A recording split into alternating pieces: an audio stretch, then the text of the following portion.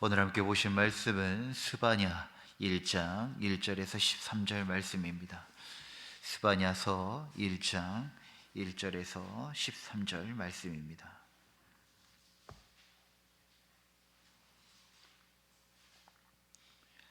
스바냐서 1장 1절에서 13절 말씀, 하나님의 말씀을 한 절씩 교독하겠습니다. 아몬의 아들 유다 왕 요시아의 시대에 스바냐에게 임한 여호와의 말씀이라. 스바냐는 히스기야의 현손이요 아마랴의 증손이요 그다랴의 손자요 구시의 아들이었더라.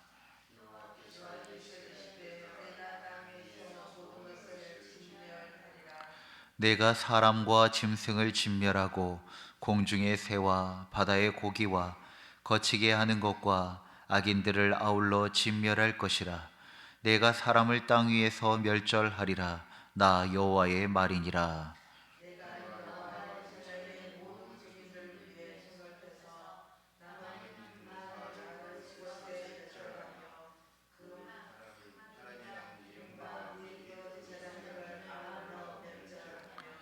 또 지붕에서 하늘의 무별에게 경배하는 자들과 경배하며 여호와께 맹세하면서 말감을 가리켜 맹세하는 자들과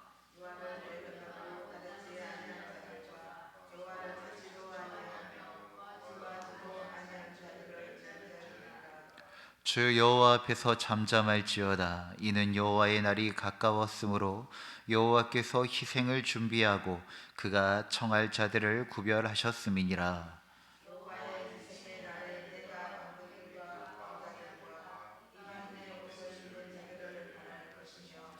그날의 문턱을 뛰어넘어서 포악과 거짓을 자기 주인의 집에 채운 자들을 내가 벌하리라.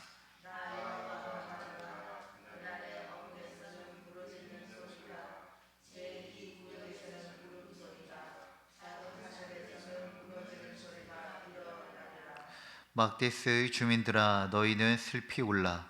가나안 백성이 다 패망하고 은을 거래하는 자들이 끊어졌음이라.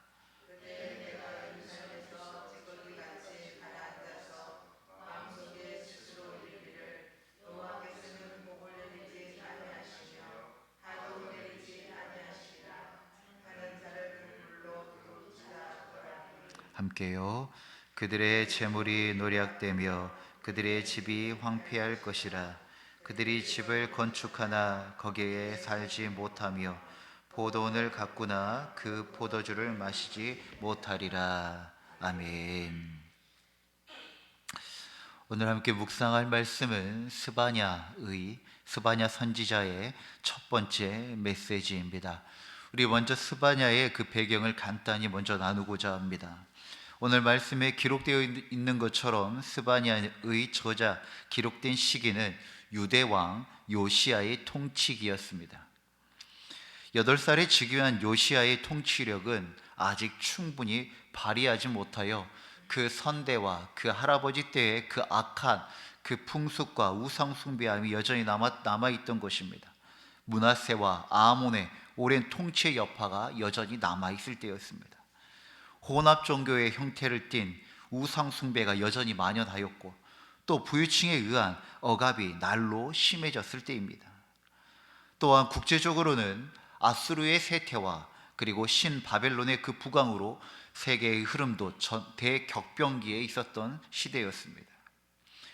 이러한 격변하는 시대에 스바냐는 유다와 예루살렘 거주민들에게 여호와의 날에 대하여서 지금 선포하고 있습니다. 여호와의 날이 가까이 왔으니 하나님 앞에서 잠잠하라고 명령합니다. 여호와의 날은 창조 세계의 대격변을 가져올 심판의 날이므로 유다 사회의 종교적 개혁과 근본적 변화들을 요구하고 있었던 것입니다. 그런데 이 스바냐의 메시지는 생각보다 훨씬 더 무겁습니다. 하나님을 등진 삶의 끝이 무엇인지 여지없이 선포하고 있기 때문입니다. 오늘 말씀 속에 우리는 3가지의 교훈을 함께 얻고자 합니다. 첫 번째는 하나님의 없는 삶은 결코 심판으로 끝난다는 것입니다. 하나님께서 스바냐를 통하여서 선포하신 말씀은 내가 땅 위에 모든 것을 진멸하리라 라고 말씀합니다. 여기서 이 히브리어로 진멸하다라고 하는 이 아사파라고 하는 이 단어는 거두어서 제거한다는 겁니다. 이건 어떤 이야기냐면 그냥 이렇게 지나가면서 이렇게 잘라내는 어떤 그런 것들이 아니라 하나하나 잡아서 찝어서 뽑아내겠다라는 뜻입니다. 우리 과거에 이렇게 할아버지 댁에 가서 이 잡초를 뽑다 보면 할아버지가 그런 이야기를 합니다. 꼭 뿌리까지 뽑아라고, 그리고 남김없이 뽑아라고. 왜냐하면 뿌리를 뽑지 못하면 금방 자라고 또 작은 잡초를 남겨두면 금방 확산되기 때문이라는 것입니다. 그래서 하나도 작은 것도 꼭 다 뿌리채 뽑아라는 그런 말씀을 하셨었습니다. 하나님께서 여기서 진멸하다는 것은 하나님께서 이렇게 쓸어버리는데 그러다가 우연치 남는 것이 아니라 하나님 보시기에 악하고 하나님을 떠난 것들에 대하여서, 자들에 대하여서 하나씩 하나씩 찝어내서 제거하시겠다라는 이야기입니다. 그리고 또한 사람뿐만 아니라 짐승, 새, 고기까지 포함된 이 말씀은 창조 세계, 창조 질서를 뒤집듯한 그런 표현인 것입니다. 하나님은 생명의 하나님이시고 생명을 생명되게 하시는 하나님이신데, 그런데 그런 하나님께서 온 창조 세계를 향하여 파괴적인 심판의 모습을 선언하고 계시는 것입니다. 노아의 홍수 때가 떠오릅니다. 죄로 물들어버린 하나님이 창조한 세계가 무너지니 온 지면을 물로 쓸어버렸을 그때가 다시 기억이 납니다. 인간의 죄 때문에 하나님께서 피조 세계 전체를 심판하시겠다라고 하는 강력한 선언이죠. 우리는 이 선언을 통하여서 알 수 있는 것이 있습니다. 인간의 죄악은 단지 개인적인 차원에서 그치지 않고 창조 세계 전체에 영향을 미친다는 것입니다. 하나님께서 세우신 선한 질서를 파괴하는 심각한 결과를 초래한다는 겁니다. 그러니까 죄를 짓는다는 건 그냥 하나님과 개인적인 차원이 아니라 우리가 살아가고 있는 관계와 이 피조 세계까지도 영향을 미친다는 것이죠. 그래서 로마서 8장의 말씀에는 그러합니다. 피조 세계가 하나님의 구원을 고대한다라는 표현이 있습니다. 무엇이냐면 하나님께서 지으신 이 인간이 하나님의 영역 안으로 다시 구원되어졌을 때 그 피조 세계도 함께 구원받는다라고 이야기하고 있는 것입니다. 죄는 개인적인 윤리적 문제가 아닙니다. 하나님의 주권을 거스리는 반역적 행위이며 그 파장은 피조 세계 전체로 확산된다는 것입니다. 우리도 그렇지 않나요? 하나님께서 십계명 안에 죄 짓지 말라고 했던 그 항목들을 만약에 우리가 어겨서 죄를 짓게 되면 어떻게 됩니까? 그것으로 통하여서 관계가 파괴되어집니다. 이웃의 것을 탐하면 나와 이웃과의 관계가 깨어지고, 남의 것을 도적질하면 그것을 가지고 사회가 악이 만들어지는 것입니다. 이처럼 하나님 앞에 범죄한 것이 단지 개인적인 문제가 아니라 그 모든 영역 안에 연결되어져 있다, 그 파장력을 이야기하고 있는 것입니다. 그리고 또 한 가지는 우리가 하나님께서 이런 무서운 심판주라는 것을 인식하기 전에 그러면 생명의 하나님이 어떻게 하시다가 이렇게까지 정말 무서운 선언을 하시는 분이신가 라고 하는 그 이유를 잊지 않아야 합니다. 왜 그렇습니까? 인간의 죄악 때문입니다. 하나님께서 보시기에 좋다고 하신 하나님의 세계를 하나님의 주권대로 다스리지 아니하고 자신의 욕구대로, 마음대로 죄악된 삶을 살다 보니 하나님의 지으신 창조의 세계를 파괴하고 훼손시킨 것, 바로 그 때문인데 바로 인간의 죄악 때문이라는 것입니다. 스바냐의 이러한 선언을 통해 당시 유대 사회에 깊이 뿌리내린 우상 숭배와 사회적 불의와 영적 무감각을 예리하게 폭로하고 있는 것입니다. 곳곳에 하나님의 성품과 마음을 심어두시면서 이 세계를 창조하셨는데 인간의 탐욕이 하나님의 그 세계를 어지럽히고 훼손시켰던 것입니다. 하나님의 이 무서운 심판의 선언은 인간의 죄로 인한 파괴되는 그 세상을 하나님께서 더 이상 두고 보지 않겠다라고 하시는 하나님의 선한 의지이신 것입니다.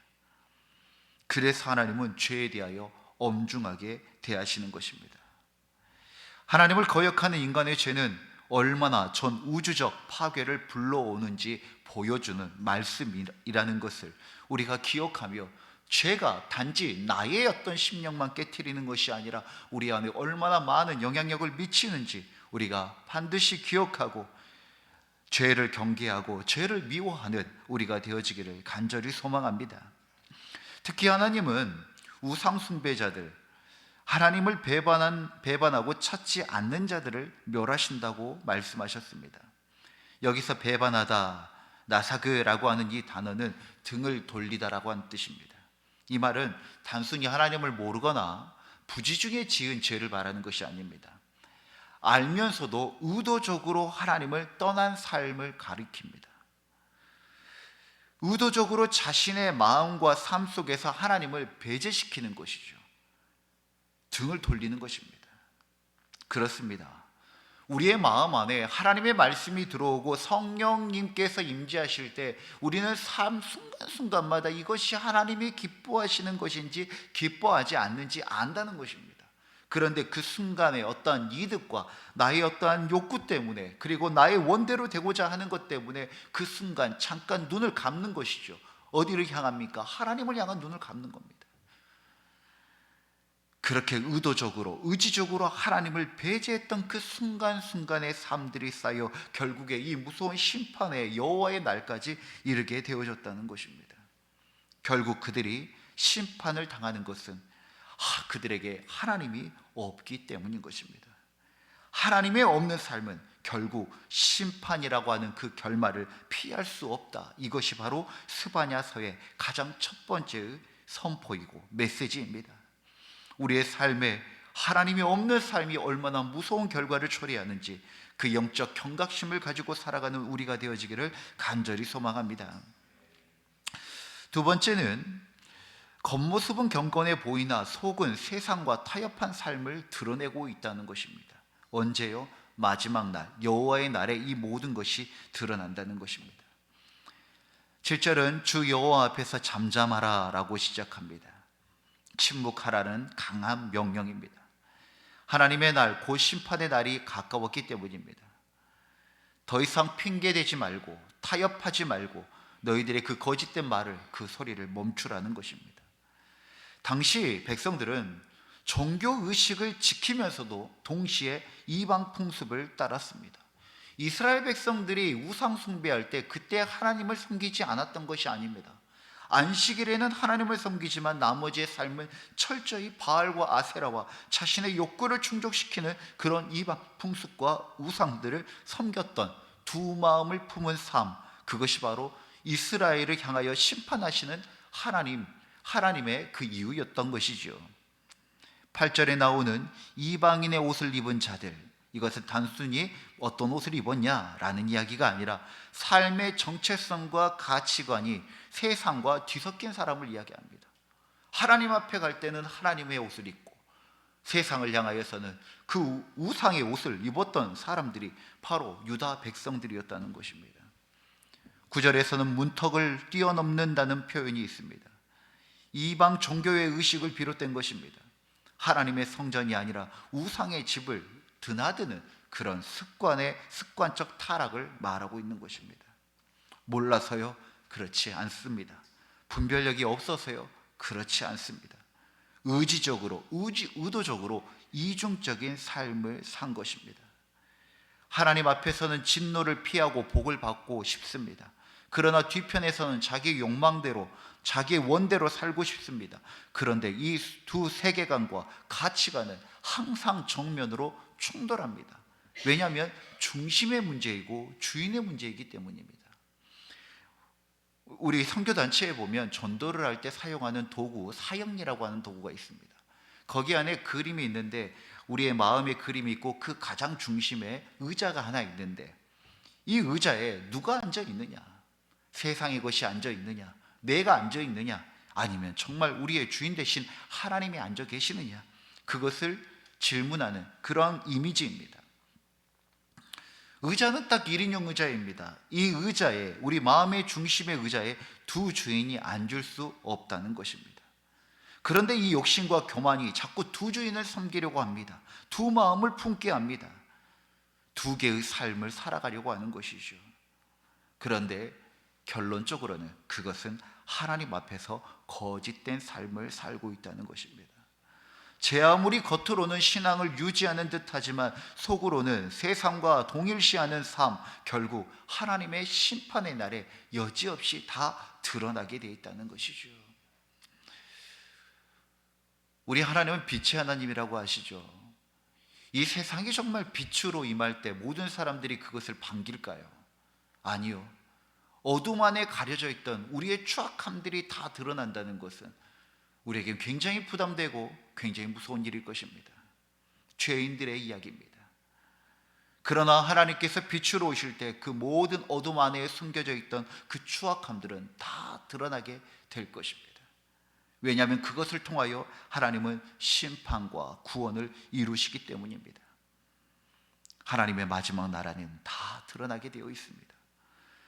그 앞에 우리가 떳떳이 하나님 앞에 서 있을 수 있는 자가 누가 있을까요? 그렇지 못하다는 것이죠. 그렇기 때문에 우리는 하나님의 은혜, 예수 그리스도의 보혈의 은혜를 의지할 수밖에 없는 것입니다. 여기서 우리는 점검해야 될 것이 있습니다. 그렇다면 우리는 정말 무엇을 섬기고 있는가? 우리는 정말 누구를 섬기고 있는가? 나의 입술에서는 끊임없이 하나님을 말하고 있지만 정말 하나님도 섬긴다 말하면서 동시에 바알과 아세라와 세상을 섬기고 있는 것은 아닌가? 그들은 하나님을 말하였지만 철저히 자기를 믿는, 자기를 위한, 자기가 만든 신들, 우상들에 빠져 있었던 것입니다. 그러다가 결국 그들은 어떻게 되어지는가? 실천적인 무신론에 빠지게 되어집니다. 이 실천적인 무신론이 어떤 것인가? 오늘 말씀에 있는데 이런 겁니다. 여호와께서는 복도 내리지 아니하시며 화도 내리지 아니하신다라고 하는 표현이 있습니다. 하나님은 우리에게 복을 주시지도 않고 화를 내리지도 않으신다는 것입니다. 잘해도 복도 없고 잘못해도 심판도 없다는 것입니다. 이게 무슨 말입니까? 하나님 죽어 있다는 겁니다. 하나님 심판하신다. 하나님의 역사하심 자체를 부정하는 것입니다. 그런데 이런 자들이 기도는 합니다. 예배는 드립니다. 왜 그럴까요? 자기 위안, 자기 위로입니다. 어느 순간 죽어있는 우상들을 믿고 살아가다 보니 그들의 입술 안에서 고백되어지는 하나님도 죽어있는 신으로 여기고 있는 것입니다. 복도 안 내리고 화도 안 내린다는 것이요.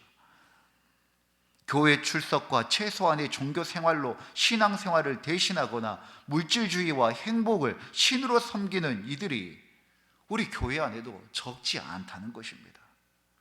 우리는 물어야 합니다. 그러면 나는 누구를 섬기고 있는가? 무엇을 섬기고 있는가? 나 역시 실천적 무신론에 빠져 있지는 않는가? 하나님이 복도 안 내리고 그리고 화도 내리지 않는다는 겁니다. 어떤 겁니까? 기독교의 신앙이 결국에 자기 명상적인, 자기 성찰적인 그런 종교가 되어져 버리는 것입니다.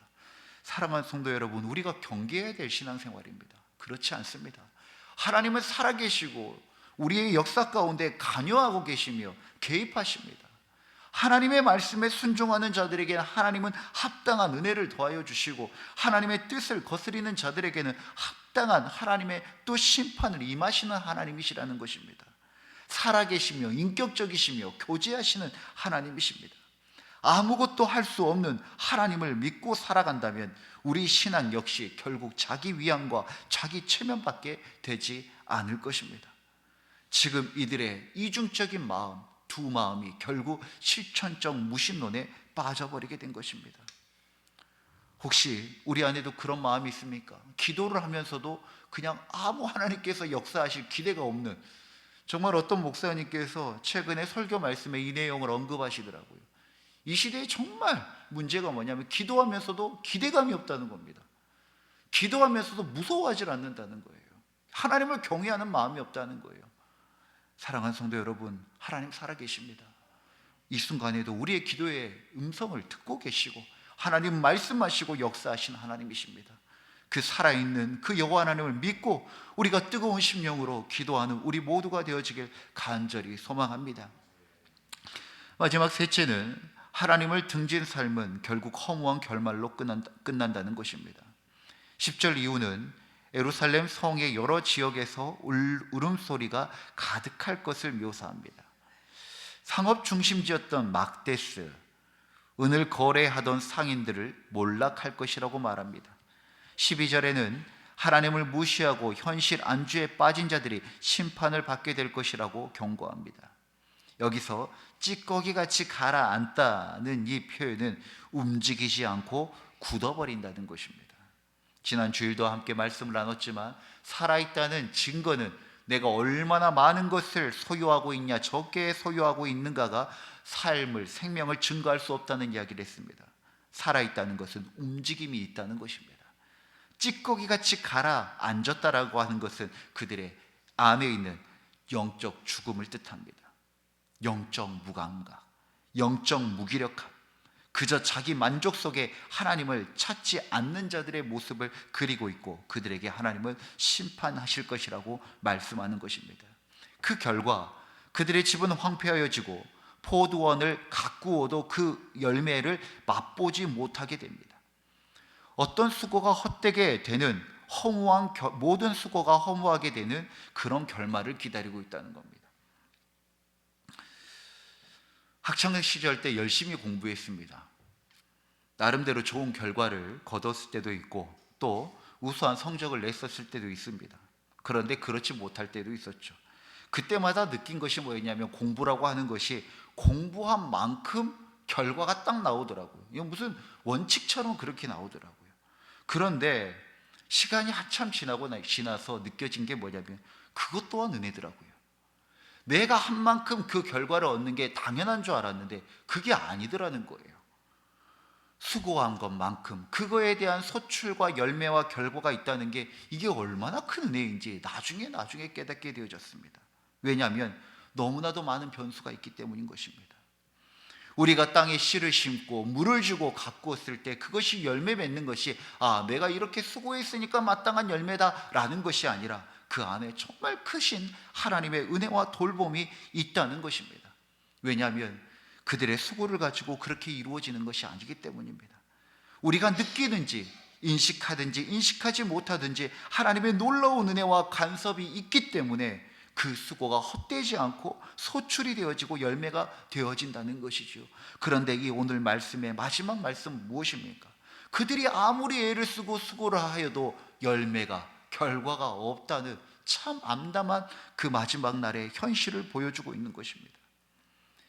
하나님께서 개입하지 않는 삶, 하나님께서 방관하는 삶, 아무 일도 일어나지 않습니다.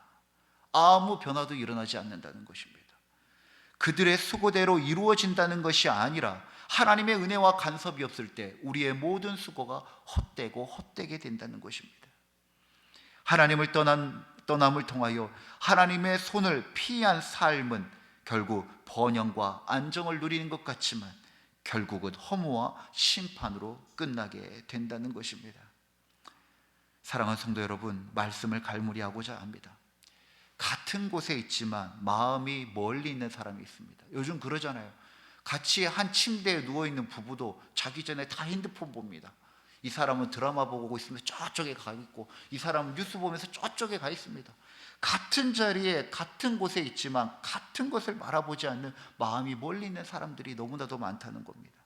이게 어떠한 이야기인 줄 아십니까? 하나님 앞에 있지만 하나님과 멀리 떨어져 있는 우리들의 모습이 있다는 것입니다. 사랑하는 성도 여러분, 스바냐의 메시지는 오늘 우리의 시대도 동일한 모습들이 드러난다는 것입니다. 종교적 외형은 유지하면서도 마음 깊이 하나님을 떠난 삶을 살고 있지 않는지 돌아보라고 하는 하나님의 마지막 부르심이고, 그리고 하나님의 다시 그 복된 자리로, 주님의 자리로 나아오라고 하는 주님의 초대인 것입니다.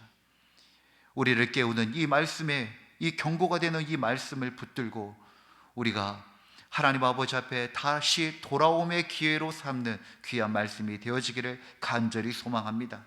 스바냐의 경고는 심판에서 끝나지 않고 남는 자를 향한 소망으로 이어집니다.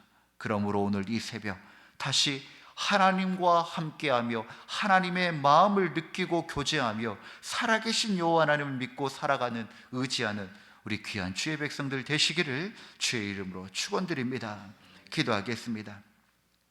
사랑과 공의의 하나님, 스바냐를 통해 주신 경고의 말씀 앞에 겸손히 서게 하심을 감사드립니다.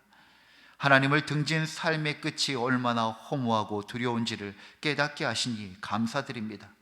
주님, 저희가 겉모습만 경건한 자 되지 않게 하시고 세상과 타협하지 않게 하시며 영적으로 무감각해져 하나님을 잃은 자가 되지 않게 하여 주옵소서. 오늘 이 새벽 다시 주를 찾고 구하며 온전히 주님만을 바라보는 삶으로 돌이키게 하여 주시옵소서. 우리의 영원한 구원자 되신 우리 주 예수 그리스도의 이름으로 기도드립니다. 아멘. 주님이 가르치신 기도로 예배를 마치겠습니다. 하늘에 계신 우리 아버지, 아버지의 이름을 거룩하게 하시며 아버지의 나라가 오게 하시며 아버지의 뜻이 하늘에서와 같이 땅에서도 이루어지게 하소서. 오늘 우리에게 일용할 양식을 주시고 우리가 우리에게 잘못한 사람을 용서하여 준 것 같이 우리 죄를 용서하여 주시고 우리를 시험에 빠지지 않게 하시고 악에서 구하소서. 나라와 권능과 영광이 영원히 아버지의 것입니다. 아멘. 우리의 기도를 주님께 올려드립시다.